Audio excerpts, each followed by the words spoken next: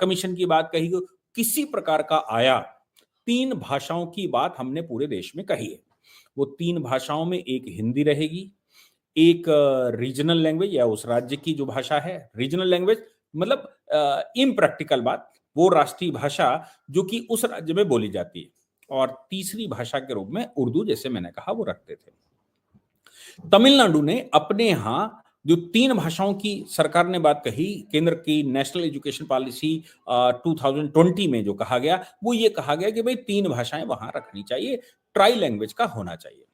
अब हुआ क्या कि तमिलनाडु में धर्मेंद्र प्रधान ने कोई बात कह दी, जो कि नेशनल ह्यूमन रिसोर्स मिनिस्टर हैं। उन्होंने कहा कि भई तमिलनाडु ट्राई लैंग्वेज इस्तेमाल क्यों नहीं करता? अब ट्राई लैंग्वेज इनकी कौन-सी है?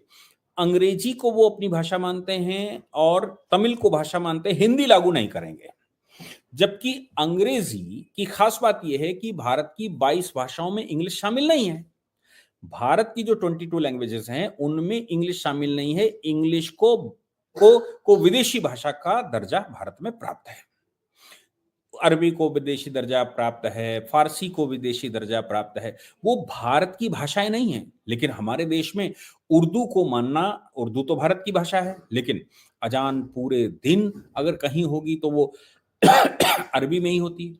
और यहाँ तक कि तमिलनाडु उसको नहीं रिकॉग्नाइज़ करता है कि इसको हिंदी को रिकॉग्नाइज़